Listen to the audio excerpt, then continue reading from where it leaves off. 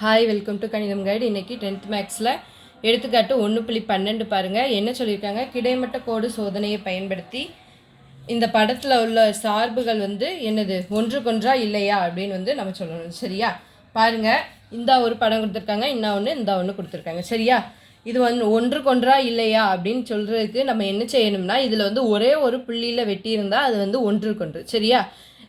ஒன்றுக்கும் மேற்பட்ட புள்ளிகள் வந்துச்சுன்னா அது ஒன்றுக்கொன்று கிடையாது. சரியா?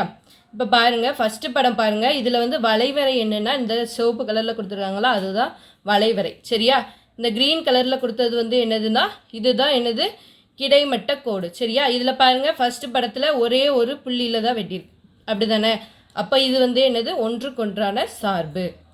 அடுத்து ரெண்டாவது இது பாருங்கள், இதுதான் வளைவரை. இதில் கிடைமட்ட கோடு இந்த இருக்குது. கிடைமட்ட கோடு இந்த இதில் 2 புள்ளியில் வெட்டியிருக்கு, PQன்னு. அப்போ இதை என்ன சொல்லுவோம் நம்ம? ஒன்றுக்கொன்றான சார்பு கிடையாது. சரியா? ஒன்றுக்கும் மேற்பட்ட புள்ளிகள் வந்ததுனால இது ஒன்றுக்கொன்று கிடையாது. சரியா? அடுத்து இந்த மூணாவது படம் பாருங்கள். இதில் என்னது? இது வளைவரை, இது கிடைமட்ட கோடு. சரியா? இந்த கிடைமட்ட கோடில் இது எங்கே வெட்டியிருக்கு? ஒரே ஒரு புள்ளியில் தான் வெட்டியிருக்கு. அப்போ இதை என்ன சொல்லுவோம்? இது ஒன்றுக்கொன்றான சார்புன்னு சொல்லுவோம். சரியா?